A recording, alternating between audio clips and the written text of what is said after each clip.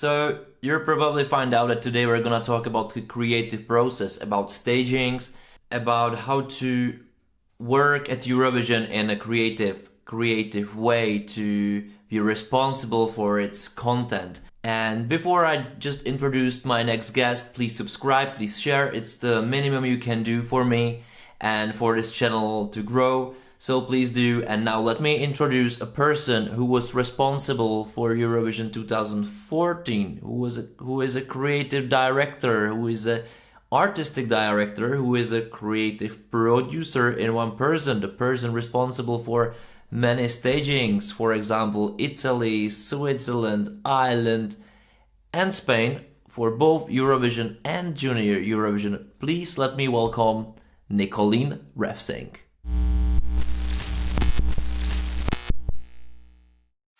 Right, Nicoline, can you please tell me what you're up to right now? Not just right now, but in this period of just weird times we have all around. How did this affect what you're doing professionally? Yes. So like everybody else in this business, I've been very hit by the whole COVID situation and lots of cancellations and things like that. And then it's been a lot of family time. So I've spent a lot of time with my two toddler twin boys. And now they've settled in. We've been very lucky. By the end of August, they started in nursery, our dream nursery. So now when this is starting to run smoothly, I've got a bit more time for myself and for creative projects and all the thoughts I've thought through the past half year. You know, what are we going to do? How are we going to do it? And what are the next steps? And yeah, so it's nice to finally have a little bit of breathing space to bring some creativity into my life. I've missed it so badly, so that's nice. Yeah, I can imagine how hard it could be. Partly, of course, from my point of view, but definitely can feel your point of view a bit as I was reading your CV, and I was completely impressed of what I've read, and I have to ask you how the girl from Denmark can just become so famous, or super how to say it, just have so many achieved already, being in London, have a big company, have so many good jobs behind already done, and so many in front of. How this story started? What's the inspiration for the others? Well, what started for me, it started when I saw Rolling Stones' Bridges to Babylon in Copenhagen. There's always been a lot of music in my life, and my parents has been playing in bands, and so loads of music in that sense. And I've always seen a lot of concerts, and there was this fantastic moment where I went to see Bridges to Babylon. I think it was in '98, around that time. And I just thought, I literally thought, I'll come to heaven. I thought, this is so incredible. This is what I'm going to do for the rest of my life. And back then you didn't really know, at least in Denmark, you had no idea that people were actually doing concerts or designing concerts like this. And there were no programs as you get today, so you couldn't see the creative team behind. But I just thought it was fantastic. I just thought, the whole staging, the drama and the lighting and that iconic opening, and it was just, the bridge, the hydraulic bridge going from the A stage to the B stage without any support. I was just completely blown away, and I just thought, this is what I'm going to do for the rest of my life. So it took me a couple of years to sort of align all the dots and figure out that this was created by Mark, and what do you do? I was doing my I was studying in Denmark production design, and I was doing my masters, and I just thought, how do I pursue this dream? And then I remember I'd seen an interview with the famous Danish fashion designer Erik Mortensen, who worked for Balmain, when I was very young, because I always thought I was going to be something creative, and for many years I thought I was going to be a fashion designer. And one thing that always stuck to me was, he said, if you want to work with the best, you have to make yourself available. We can't just pay you a small amount of money, but if you came with all the money, then I could offer people an internship or apprenticeship. So that always was in the back of my mind, and I thought, okay, this is what I'm going to do. So I fundraised a lot of money, and I went over to Mark and said, can I be a part of your team, and be, I don't know if you call it an apprenticeship or so it took a bit of time for me to convince him to take me on board, and eventually he did.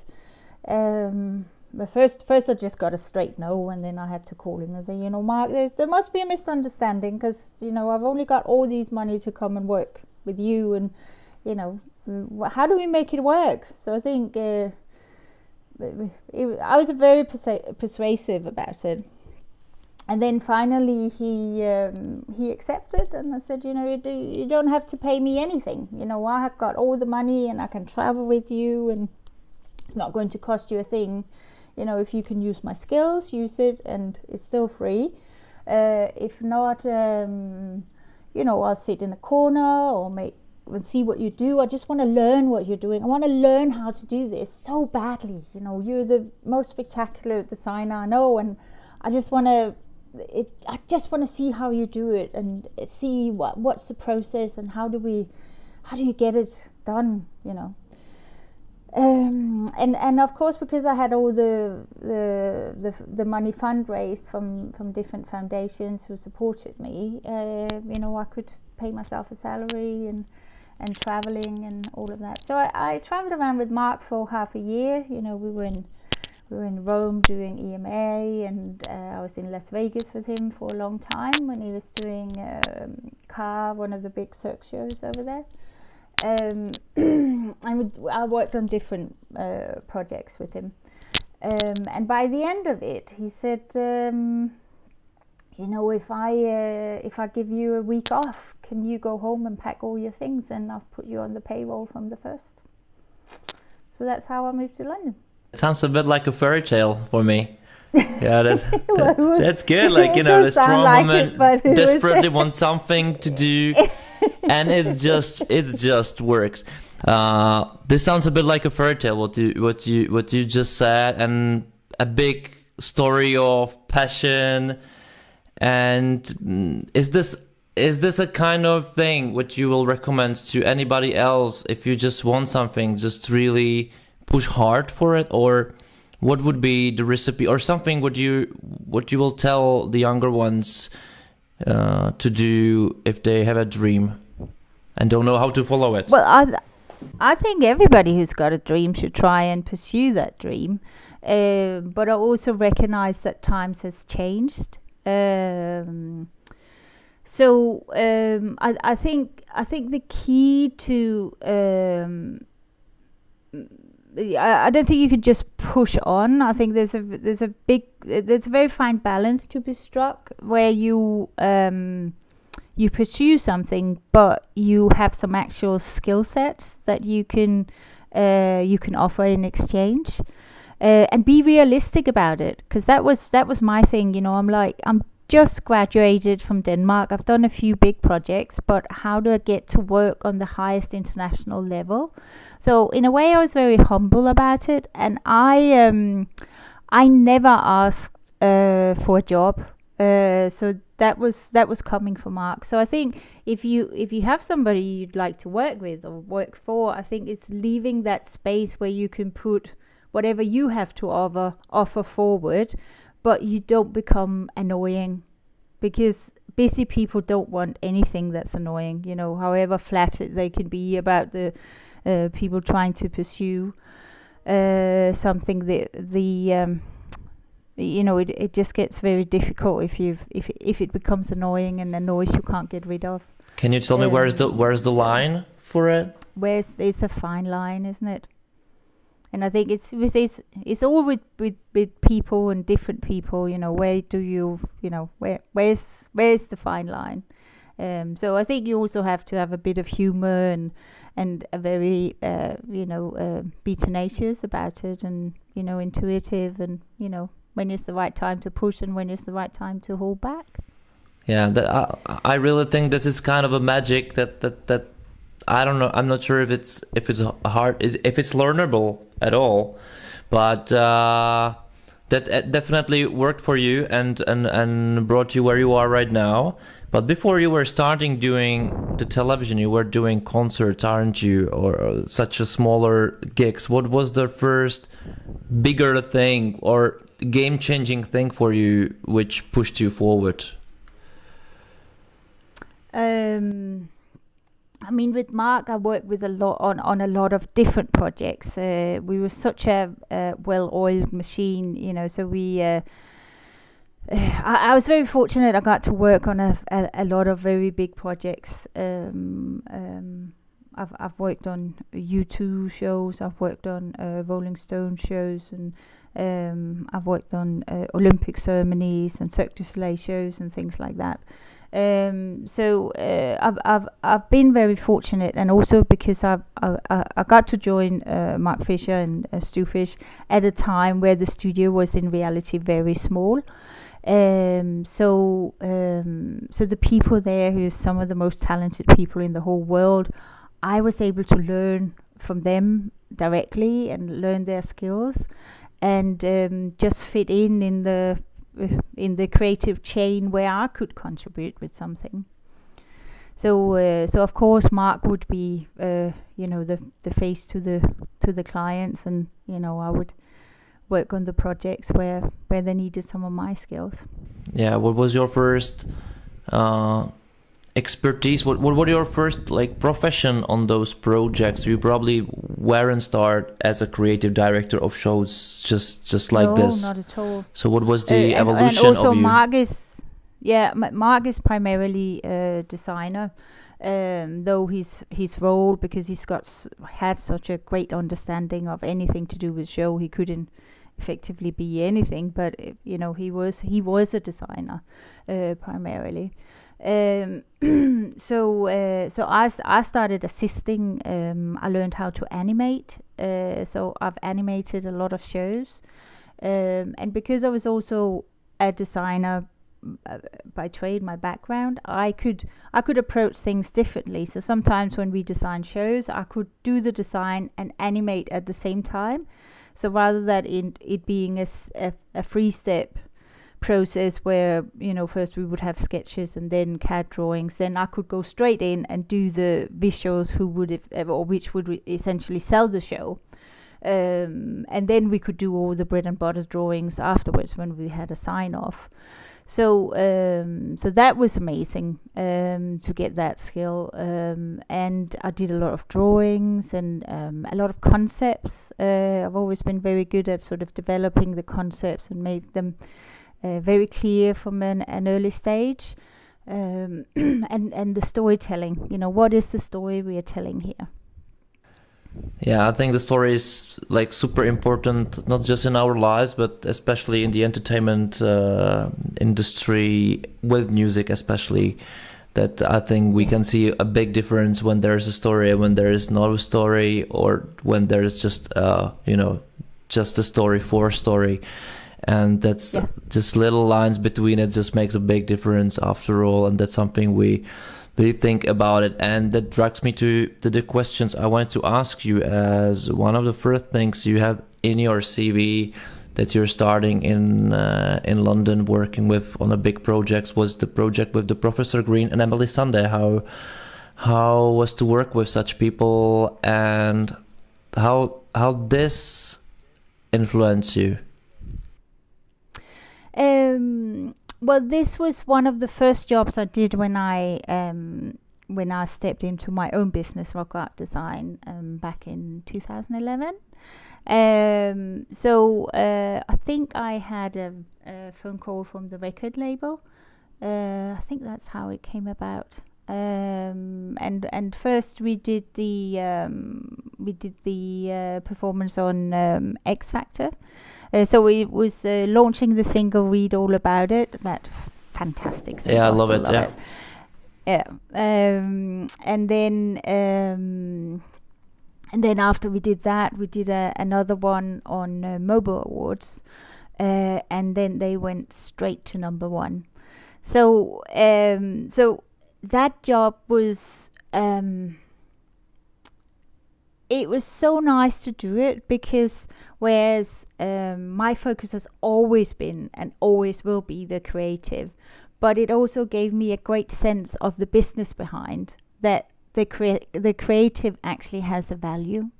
That if this single goes number one, it makes a great deal for Professor Green and Emily Sunday, and for their career, because they were both starting out with that single. That was sort of the single that really made them, but also for the record label. And then you sort of you start adding up the numbers and see, okay, it does actually make sense as an investment. If we create a great storyline, if we create a great creative and something that people really connects with, then it also makes a lot of money and a lot of success for other people. And that's I think it's really interesting. I had of course I'd seen it before, because I was fortunate enough to work on the Brit Awards for many years. And back then, when I did the Brit Awards, I was both designing the main set, but also a lot of the band sets. And sometimes I would get phone calls from the band or somebody close to the band saying, "Oh, great! Our single just went number one," or we just the sale is skyrocketing on whatever platform it was. It was probably iTunes back then. So of course there's with TV there's always the viewer ratings, which is also a measure of success, but it's a different kind, because it's also up against what else is there, and what day of the week and what slot are you aiming for and all of that. On the other hand, it's kind of a thing which can cause pressure as well on you, as you must be better each next time.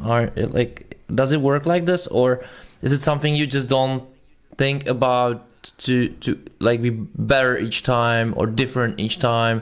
And you've done so many remarkable jobs already, and you still must, or do you have this kind of mentality in yourself, or it just works differently for you? I think once I embark on the let me just turn this around.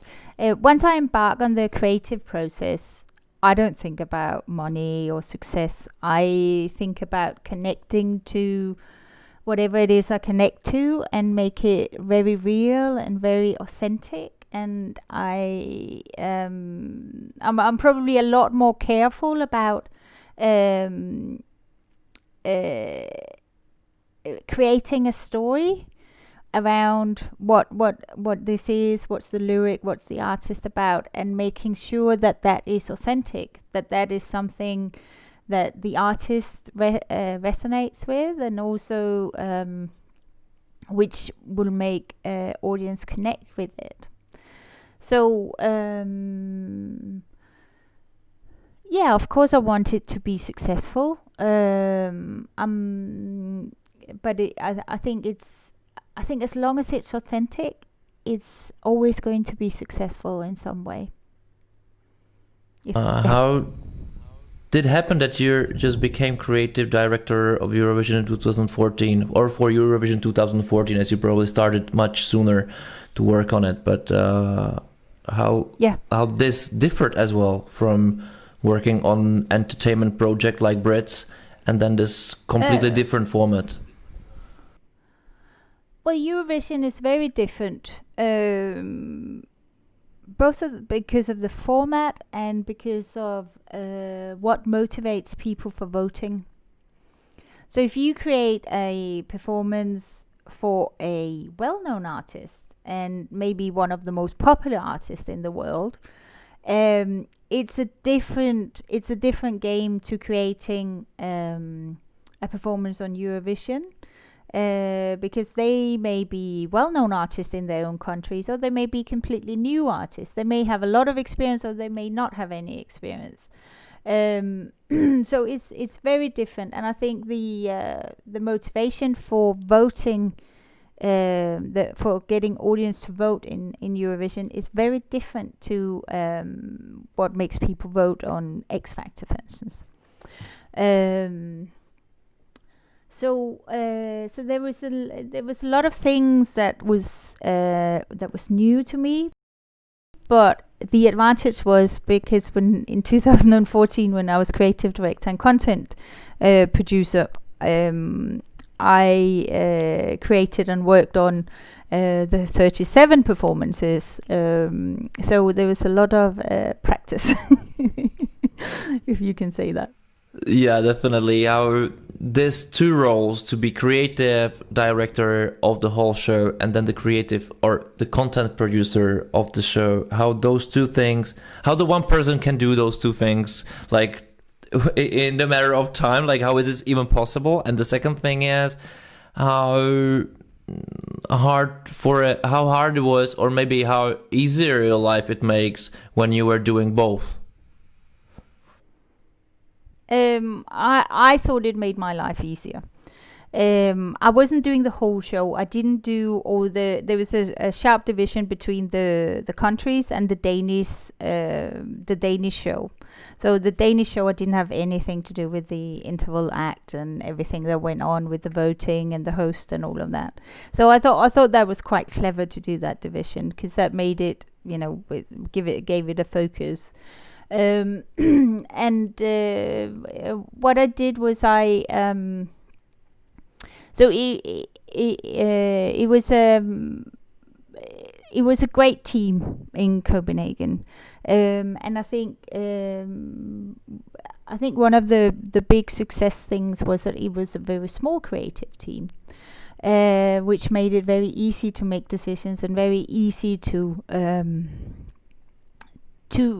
create what we wanted to achieve, because there wasn't a lot of noise and a lot of filters that had to go through. It was sort of just a very small group, and once we were aligned on what we wanted to achieve, it was just a matter of creating it.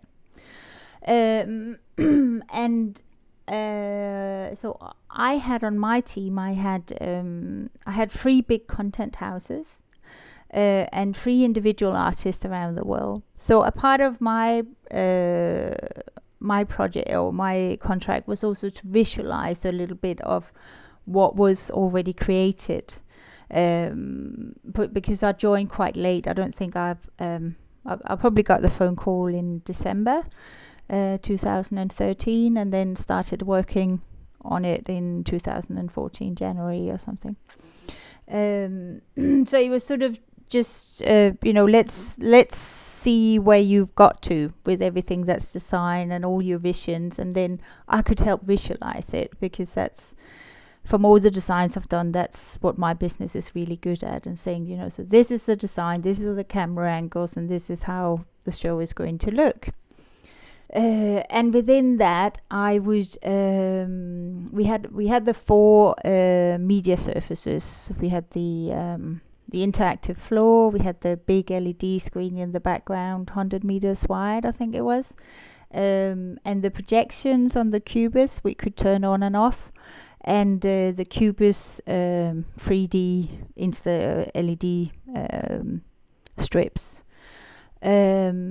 So yeah, it was just about hitting the ground running, really, because there was a lot of material to be done in a very short space of time. But it was I thought I had an amazing team with me, and everybody were, sort of top of their game, and knew what needed to be done.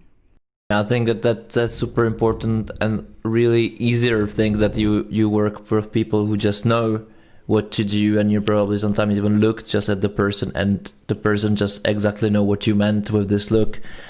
If this makes sense, but it's not always. Was it this like the milestone for you in your career as well, or it was just there's nothing like just, but it was something which was something kind of a prize, like award for you, more than a push forward thing to work on Eurovision? Well, I loved Eurovision. I always loved Eurovision. I don't think I was very popular with my friends, or my parents, or their friends, because I was sort of just very taken by the whole bling, and they were more hippies, so they thought it was a very terrible thing. but I loved it, and I thought it was great, and I think the success that Eurovision has had in recent years has just made it even more exciting, because it's got that scale, which for me is very interesting, where you do get to work with a very big production, and that's really fun. That's what I love. You were, of course, doing a lot of stagings already. What each director of staging or set designer of each staging of each country, I think all of us has very different approach, how to do it, what's important, and sometimes that's my thing, changing my opinion each year during the last experience. How is your approach to it? What's the first thing when you're doing it that you're focusing on? I listen to the music and the lyrics about 100 times, and then I see which story comes up for me. And once I've got that story, then I test it and test it and test it. Is it clear? Does it communicate? And does it? Would other people connect to that storytelling? And how does the artist feel about that storytelling? A lot of the time it's taking from the lyrics and the atmosphere and the music and what the music tells us, but also about the artist. What is this artist? What's the temperament of this artist? And but I also look at the show as a whole. What else is in the show, because I think if you're creating something, it has to be very unique. It has to have a unique space. It's got to have some elements that people will always remember when they sit at the end of the show and they're going to make their votes. What is it that will make people remember this one? What is it that's going to make this song stand out, or this performance stand out? So I have I suppose I've got a bit of a method to it, but it's all very intuitive.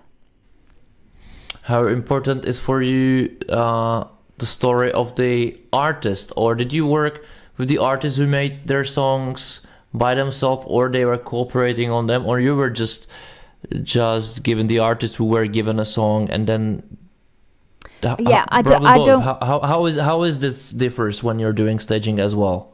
I don't get involved in the song choice or how to produce the music. That's not my area of expertise. My area of expertise is to create the storytelling and the visuals around it, to tell that storytelling, to communicate it to the live audience and communicate it to the TV audience, or the audience behind the screens. And I think the more you need to have something emotionally that people will connect to. You need to have that sense of something being very authentic, that you can feel, that you can either identify with or love or hate, but something that has an emotional connection. Yeah, that makes sense. Absolutely. How do you think the staging is important for the song at Eurovision? Well, more importantly, what do my clients say? And most of the head of delegations, when they contact me, they say we recognize that the staging, is easily 50%. So I think I think the staging, that being that it doesn't have to be a big staging, but it can also be something very simple, but that you've made some very conscious choices and decisions about how is this going to pretend and what is this story that we're going to tell. And that's of course what I help you define. But of course the staging doesn't carry it alone. It has to be a good song, and it has to be delivered by the artist in a very authentic way, and something that on the night makes people connect to the performance and the artist. Because there's also that process once we go on site, which is so important because so many things happen in that process. And there's a lot of development for the artists there. There's a lot of alignment, how they interact with the cameras, how they interact with the audience, and that whole machine, going into Eurovision is, sometimes is a bit like a conveyor belt, because there's so many things you have to do, and if you miss your spot, you've missed it. You've lost a rehearsal which could have been very important for you. So it's very important that the artists are peaking at the right point. It's a bit like top athletes, I think, that they have to be ready to embrace that whole machinery, which can be completely overwhelming and big and terrifying. But that's when a good delegation and support in the delegation is important as well. Yeah, after all, that artists are the ones who bear all the responsibility for the country that year, because they're going on the stage in front of 200 million people. That's not an easy job at all. How important artists are for you in the creative process? Do you listen to like their story over the song or is there something like you have the story for the song which fits better, and then you're working on it, or does it differ artist to artist? How is it? I think every process is a little bit different, but the reason why delegations get in touch with me is because they've had success. They have a sense that they're going to be very successful in the competition, and their challenge is to scale up the performance from a national level, which could be a completely different production to the international level. So when they contact me, they need me to bring their performance up to a high standard international level, and I get artistic freedom to do what I want. Sometimes there are wishes or some things that they feel is good to carry with them, but it's a very different production, and it's a very different it's very different to produce or create a performance which appeal to the whole of Europe, or Europe plus countries north, east, west, however much it extends. So that's very different to the national shows. Cool. So just back to this question, as that's for me, it's really like important kind of the thing or the question as well regarding the staging making, as I always, as head of delegation or the designer of the staging for my country, I was always thinking like the whole like wider picture. You know, what's gonna be the marketing around it? What's gonna what is the story of the song? What is the story of the artist? What we will tell to newspaper or journalist, and how the staging reflects all of this, if it's possible to reflect it. So like the wider picture. And for me always it's quite of curious when like you, like much bigger and experienced stage designers are given this opportunity just to do the staging. I always like asking in the way how much this cooperates or collaborates with the artist himself who bears this responsibility, how really important for you that person is in the process of creating the concept. See, I think most artists want to sing and play music because that's what they're good at. And I think it's the more you can leave them in their zone of genius, the better. The more they can feel comfortable about the team around them, taking care of all their interests and being honest and real and caring about them and their story and what's in their heart, what's the story they want to tell from their heart. I think the better the team works. I think if everybody do what they're expert at, then it's a collaboration and it's much stronger. For sure. What would you say? What was your best staging so far you were working on creatively, which you can say like, okay, everything clicked? That's a hard one. Yeah, sure. It's a bit of a hard question because they're all my babies, and I don't think I've worked with anybody where I've not been given access to a little soft thing within them. So for me, all those processes are really really important and really something I care about in very different ways, because I think the performances I create have been very different. So to pick one out, I think that's probably more for somebody else to do and see if what do you think has been a very successful performance? Yeah, for sure. There's something which we call success, and it's probably easily to count. What was it? But I was more personally asking about what. Maybe that's the difference between us, of course. But sometimes I say like, well, this was a great, I don't know, shot. That was a great idea. That was the best so far.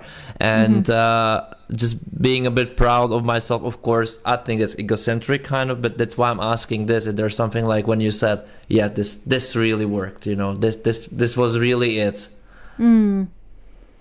I think what you say is very important, because there's the team you're working with and the delegation who's effectively my client, but there's also the whole host country. So I think there's a big there's a big process that not necessarily even the host country people or the head of delegation see, where I interact with the host country. Because of course, if our collaboration is great, we get a performance that's much more unique and much more in line with my vision. If the collaboration is not great, it's where do we end with it? So I think it's very important, and also I'm very fortunate because I've tried to be the host country in Denmark. I was a part of the host country creative team, and I've one of the things that I think many head of delegations are surprised about is I say, I don't write out a whole script step by step, camera angle to camera angle, or every light cue, because I think we have a whole team of creative people on the other side who also want to give it their best, and we would be stupid not to take advantage of what they're going to bring to the table. So as long as the brief is clear and what we want to achieve, I actually love working with the other people on the other side and see the other side, but from the host country, and see what are they going to bring to the table. And I think the best creative processes are the ones where suddenly you get something unexpected, within the brief or on the edge of the brief, but still aligned, that brings, a performance to a much higher level than you could have created on your own. So I think there's something really valuable in that, and leaving that space. How do you rehearse? Yeah, how do you rehearse with this philosophy of yours when you exactly don't know what will be the final product? If you're just leaving kind of a work on the team of Eurovision without knowing what they'll bring on the first rehearsal, then? Well, I don't think anybody knows what the host country is going to bring on the first rehearsal. I mean, we have so many rehearsals. In a way, Eurovision is, one of the most rehearsed shows I've ever worked on, because you get the stand-in rehearsal, which is filled by local artists singing your song and giving you a sense of where they're working as the host country, and then you have the two viewing room rehearsals, and then you have free dress rehearsals, don't you? I think, yeah. Yeah, kind of like the general rehearsal. And then if you make it to the final, you have another free dress rehearsals. 2 or 3 dress rehearsals. I can't remember. This year's been weird. But so you have a lot of rehearsals. Yeah, you have a kind of lot of rehearsals, but from the perspective, that differs probably from country to country as well. How the artists are used to such a TV work, kind of, with the camera angles and the show stuff in general. How much rehearsal does artists need to perform what you want from him or her? All right, yeah. So you have the first thing you do is you do your director's video. And that's where you see what your artist is up for. So sometimes I fly out to the countries and I do the director's video with them. And sometimes I give directions. So like when I was working with Dami Im in Australia, I said, this is what we need. We need to put you on a box high up. And when you sit up there, I need to know if you're comfortable sitting on that box. And if that box is big enough for you, because if it's not, I'll change the design, because what's very important for me is that you are comfortable with what we're going to do. If you feel it's too high, we need to lower it. If you don't have enough space, we need to make it bigger. So those are the things we test, and I can't remember if I was online or if I was doing it on a recorded video, and say then we test this, and you do it in a very simplified way, but what it gives is it gives the host country a sense of what's the essence of this performance.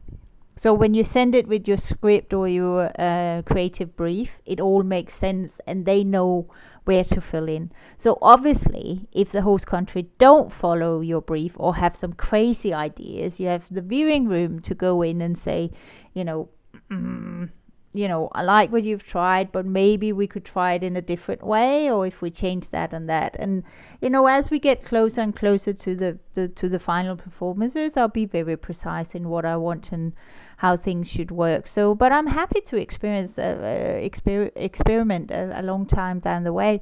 But at the end, I've created it, and I need to make sure that I've delivered what I thought the vision should be for it. Yeah, I mean, I think a good example was last year in Poland for the Junior Eurovision, which was the first time I did Junior Eurovision. And I didn't really know what to expect. I tried to talk to the different head of delegations, and no one said, okay, I've got this. What should I expect? How should I approach it? I loved it. I thought it was a great experience. And I thought working with the Polish team was great. There was so much. We really felt like we were working as one team. That they completely got my vision for the performance. So when we were in the viewing room, we were working together to make sure that this was what was the best option for getting that across. Yeah, just to be sure that that you worked on the Spanish act, if I'm correct. The Spanish and I must say, Melanie. Yeah, and I must say that for me it was the most beautiful staging of. Maybe even one of the best of the season in general. If I just count in as well the big Eurovision, that was really beautiful. Oh, thank you. Like the word, like that was. I was watching it and said, okay, this is something that I really liked.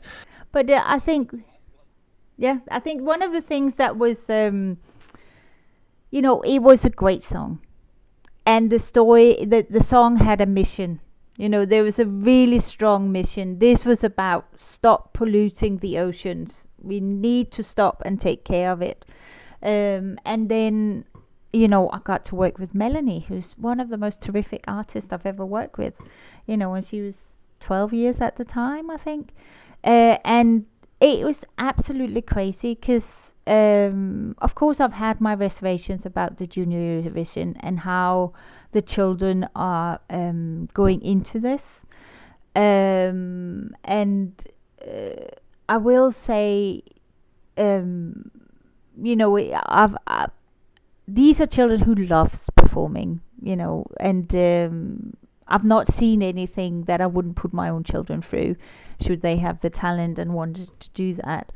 But to work with Melanie, who brought so much pure joy and still an incredible integrity about herself and her talent and her vision, was just it was mind-blowing. It really was fantastic. And also I've felt very precious about her, that taking good care of her and making sure that she was not overloaded, and she just brought such an amazing joy and happiness. And I thought in a way a lot of artists, I think when they get older, they've had a lot of knockbacks. They've had a lot of. I think every artist have a lot of insecurity. I mean, I have insecurities as well as an artist, and I think it's part of being an artist. But and for some strange reason, it's really hard to be yourself. It's very hard to be yourself as an artist, and I think also as a person, it's really hard to be yourself, which is ironic because it should be one of the easiest things, but maybe the fear of being rejected if you're just yourself is worse than being rejected if you are something else. And I think a lot of artists go through a lot of hardship, a lot of knockbacks, and it develops something where there's a lot of filters that sometimes you need to dig through a lot of filters to get into the real soul and heart of the artist. Or sometimes they are creating things that's obstructing themselves for success or coming through.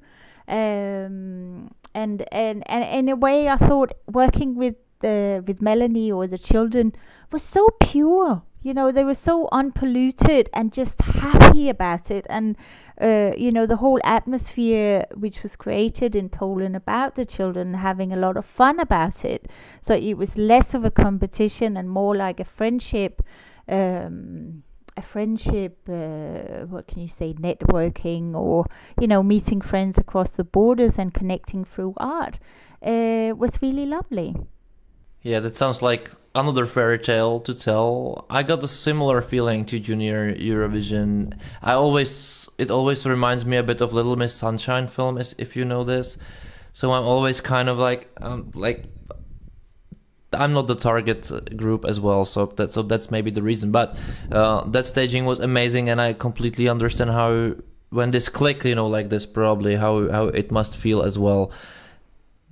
That of course drives me to next question regarding the Spain, as you were working with Blas Canto. I don't know if you're gonna continue, but you were the one responsible for 2020 staging.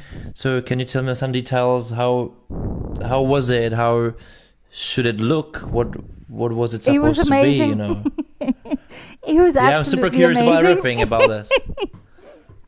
It was fantastic. I literally, a couple of days before the whole world locked down, flew to Madrid to direct the director's video.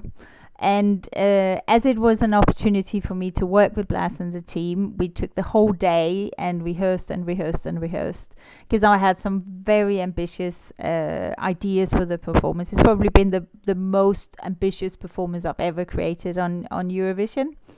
And we had, I don't know what happened, the first time Blas and I talked together, we had an amazing connection and understanding, and that sort of just developed and continued and grew, and we just had an absolutely terrific day. And we were all sort of ending on a high, very excited to get this, and it was the deadline for submitting the creative brief and all the documents for the head of delegation meetings, and we were sort of sitting there at night getting the whole thing through, and then just waiting, and then it was cancelled, and just heartbreaking for all of us, because we put so much into it, and we started quite early, because it's I was working with Spain for the Junior Eurovision, and then they wanted me to create the Blas Canto, the Blas performance as well. So it was sort of, because it's been so short time, we were all ready to go, and we knew we had a really great team in Poland, and to know everybody was on board and we were doing the same thing, we were all sort of really, really good spirit about it. So it was just unbearable that it was cancelled and nobody ever got to see it. Yeah, and that's why I really would like you to share some details from how it should look. Yeah, and I would love to share some details, but I really would like to imagine it. I don't know what to imagine, and I would like to. That's why I'm asking, as what it was supposed to be. Yeah, I would love to, but I think if it's not in my place to do that, it would have to come from either Blas or the TV station, because of course I have to be very okay, but you can tell me one thing, what was there or what was supposed to be there, which made it special. Just one detail, just one thing. Blas. All right. Well, he made it so special. That's very diplomatic. There was a story. Yeah. There was a whole story around it. But there was so another thing that's happened, which actually happened by coincidence, was in Poland. I started working with a vocal coach, Natalia. So she was part of the delegation. We didn't know each other, but when we met in Poland, we just connected in this fantastic way. And she's sort of been the missing link in many things that I've created, because she's apart from being a very talented vocal coach, she also works with artists to tell the story with their body language and their eyes and everything communicating. And sometimes you just meet people in your life where you just connect. So I don't have to say a lot, and she knows exactly what I want the artist to do and how to tell this story. So we had to test it, because we thought, maybe it was just a matter of of luck when we were working with Melanie, and then we met in Madrid again, and Natalia just she completely got it, and worked with Blas in a very intense way as she worked with Melanie. So that's professionally, that's got me very, very excited that we've got a lot to work to do together. I also supplied a lighting designer for the Blas, who was a consultant for the Blas performance. So so in a way, we were very aligned with the creative brief and where we wanted to take it even before we met in Madrid. And I think that would have that would just have shown in the final performance. So I'm very exciting about this new chapter. So Natalia is going to join my team and be an extra add-on. You can get through my package, so to speak. And the thing that I'm always trying to be very aware of is that it's so expensive for the delegations to do the travel, and then we stay for a long time on site. So the more services you can sort of pack into one person, the better. So where I would do both the design and the creative, and give a camera script and a lighting script, or work with a lighting designer who's back in the UK to create the camera script, and then it's just me going on site as one person. Natalia would bring both the offer of a vocal coach and direction for the artist. So I think that will be something that's very interesting, and I think people will notice the difference once we are on site. Yeah, for sure. That actually sounds as well logical what you just said, and I'm Because glad again, that I'm hearing from somebody else this missing link thing, and when it click, how really important, how game changing it can be somehow when you just find this kind of partner or someone who just advance, or how to say it, just take upgrades your own skills. Yeah. Just double the size in smaller package kind of a thing. It just works, it immediately somehow. But what was this missing link? Or in 2017 you were doing both acts. Let's say it like this: you were doing for Switzerland and you were working for Ireland, if I'm right, and Swiss. And what link was missing there is they of course both weren't made it to the finals. That can happen, but do you think there was some link missing, or what was it? Why didn't it succeed that much? So what happened in Kiev when both my acts didn't make it to the final, which was obviously a very crucial moment in my career, where I thought, what on earth is going on here? They were both very close. I think Switzerland was, by 4 points, and Ireland by 11 points or something like that. It was very close for them making the final. And the year before, I had Damiim almost winning the show, and Francesca from Italy also rating really high. So what happened? I think Kiev was a really, really tough show to create. I think everybody would agree. I've never worked so hard in my life as I did in Kiev, and I think if I'm going to say something generally about it, because it's a difficult thing to point fingers, and I don't think that's appropriate way to answer that question. But I think maybe because there were so many challenges in Kiev, what I do and what I do best may not have been able to take it that bit further, because the basic challenges were so great that maybe it was I didn't get the rest of the benefit of what I usually do. Does that make sense? Makes sense completely. It happened to me as well, but that's why I'm always asking when I'm talking with the people who are making stagings, and even with the other head of delegations or the producers after, and those producers, the bigger boss of the channels or something, they're always think the super importance of staging, and after some experience, and probably you have the same, I don't really believe that. Of course, the staging is super important and it's super visual, and it's advertisement after all. It's something remarkable, but I think that whatever you do the best, if you don't have the greatest material or you just have the conditions, you can't do it perfectly. You can do whatever crazy idea or the best idea ever, and it will not save you, or you must be lucky a bit. So that's why I'm asking this, even if it's not a comfortable question, of course, because there's no such an answer for it.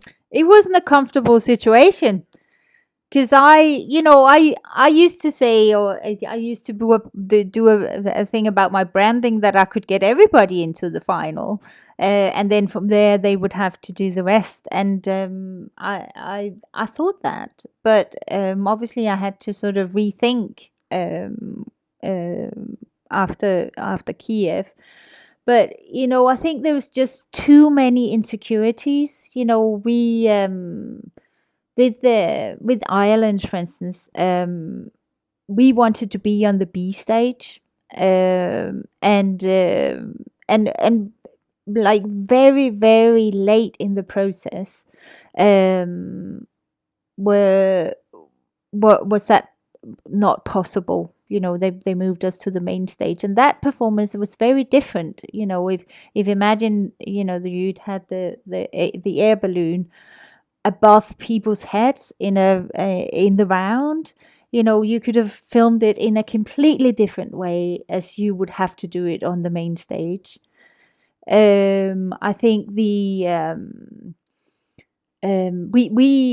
didn't know when we left for Kiev if we were even able to get an air balloon up in the air.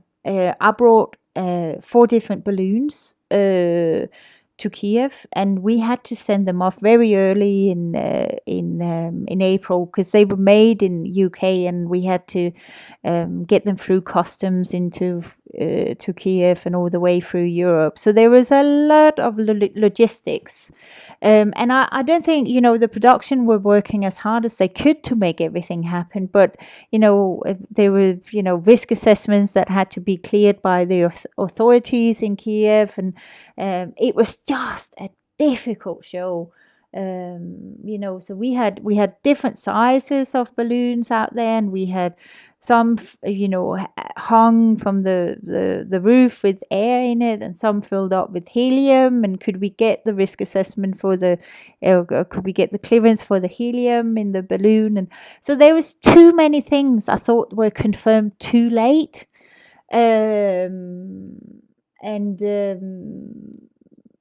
With Switzerland, because the whole production was just so delayed. The stage was built late, the content was created late, and I think two weeks before the show, we decided to create our own content for Switzerland. So I was literally editing the content in between rehearsals, and of course that doesn't create the right environment for the delegations to do their best on all areas, for me to do my best, or for the artists to feel secure to get up on the stage and do their best. So I think it was just a very difficult year, and we all fought as much as we could for it, but it's I think there's a level where it's easier to sort of benefit from my services when things are actually working and running a bit more smooth. Yeah, Kiev Eurovision wasn't really friendly in such a way. Even I think Well, let's say it this way. I was shocked that it happened kind of a way when I saw all of those problems like ongoing all the time in the preps. But it happened, and for some of us it wasn't that a good year, of course. But for me, it was a changing thing in how I did approach and how I do approach Eurovision now, and really changed my mindset and philosophy over what I want to do. Did it help you in some way with all those difficulties it brought? What do you mean, help me? Well, I don't know if it just gave you something, some new point of view, some new angle, some new things. Probably it was a new experience for you as well in such a way, and maybe that's a wrong question, but my question was if this kind of problems you had with making all of those things and everything was late and later than it should be, and that maybe even didn't help what you were doing, and it was a bit unsuccess as well for those acts. Was there something good you picked from this experience, do you know? Well, I always think, and I think that with any show, that just because you get a new idea very late in the day, and that may be 10 times better idea than the one you had half a year ago when you started creating the show. I think there is a cutoff point where a new good idea for a show, big show, or a show of this scale, is not going to be a new good idea because you can simply not adjust to it. And it's better to say, you know what, I just got the new greatest idea, and let's use it for the show next year, rather than scrapping everything we've got, because and a lot of people watching this will know that a production like Eurovision is a humongous production, and people work on it for months and months in advance to get the whole thing up. And if you suddenly change the whole parameter, then you're going to lose a lot of work, and you're going to sort of create a lot of unnecessarily stress, and I don't think you get a better show. Yeah, I think once you've created something, stick with it and make it as good as it can be, and then your new best idea, use it next year. So Yeah, don't there's certainly, overcomplicate. yeah, exactly. I think you have to respect the chain of command, and you have to respect that the workload and the time frame at some point can't be changed. I'm always up for pushing the timeline and pushing changes, but because I know they're doable. I wouldn't do it if I didn't know they were doable. They can be challenging, and I think a lot of people will probably say, "Oh, she's crazy. She wants this now," but um, I don't propose something unless I know it's doable, and if it's technology or something I don't know about, I would always check with somebody I know in my network if I'm making an unreasonable demand or if it's actually doable, and also how it's doable.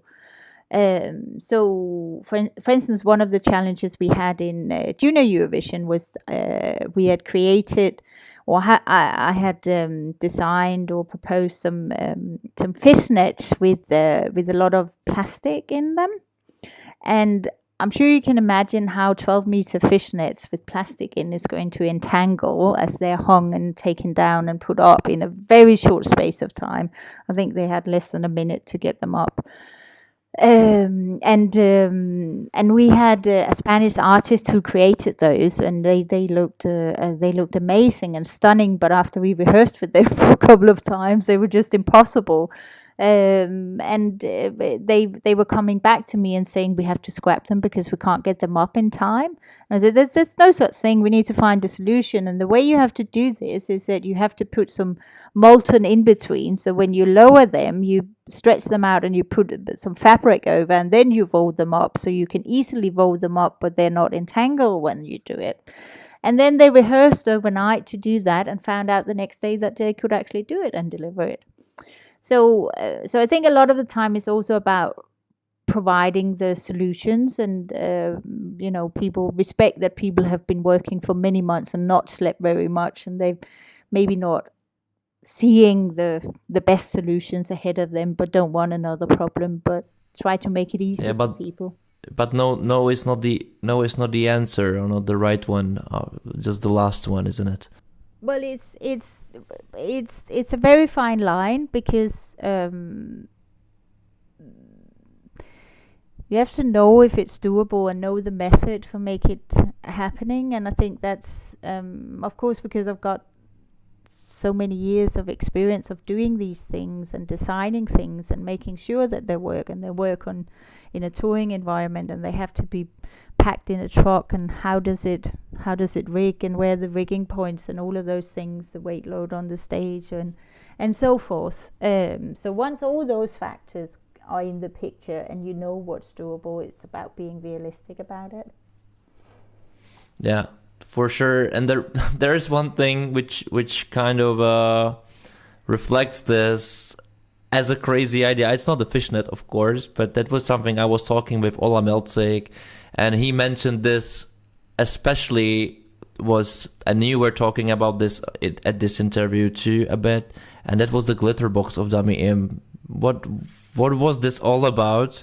And I must congratulate you. It was a great solution how to get rid of it. That's super funny. But what was this glitter box about? Well, it was the glitter box was about giving the illusion that she was floating in space. So the reference for that performance was Blade Runner. So it was supposed to be a very futuristic performance of, in the future, when social media has completely taken over our world. How and perhaps not very far away, because I think that's what we've experienced through this lockdown, how we are so connected to everyone, but I don't think anybody has been as lonely as they've been through the past 6 months, sitting at home trying to connect through a screen and really missing that human connection, that human touch, that something that's authentic out there. The difference between a text message and a video call when you've been in lockdown for 3 months is just tremendous. So maybe it wasn't that far away, but it was giving that illusion of social media in the future and being very isolated. So living the happy life on social media and then being very isolated and lonely on the inside. So we wanted to create that she was sort of in the middle of this city space, floating or flying or sitting there or being in an apartment in a city space. And the glitter box was just a beautiful, black glitter as it was just a beautiful way of doing it. And I'll be honest and say that performance was also very ambitious, and I don't think anybody had imagined that we would, or maybe let me say it in a different way. I didn't think we would be able to get everything we did into that performance. I thought we would have to compromise, and in my head I'd worked out how they were going to do this, do the transitions of getting the glitter box out and get it down and up and all of this, and also getting rid of those two big gore screens they needed to get out as well. So I thought we had to compromise, and I had already worked out 2 or 3 other scenarios of where we had to compromise if we had to, but the team made it work, so we never had to.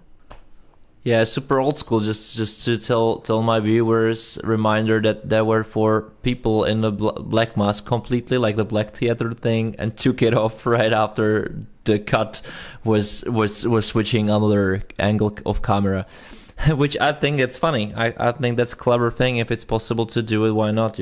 Even it's old school. So that's cool. And the idea behind the glitter box, thanks for it. I have the last question, and the last question is taking us back to Spain, and that of course means, are you going to work with the Spain delegation next year as well? I hope so. So you still don't know? I don't know yet, but I hope so. I mean, Blas and I are in close contact, so I hope so. All right. So let's make this hope as well, as it seems it's a great connection already. As I saw your smile, and that was the best smile of this show for sure. You completely bling up and brighten the screen. I hope for all of us, and I must thank you and wish you best of luck in those times, both personal and professional. Thank you very much, and thanks for having me.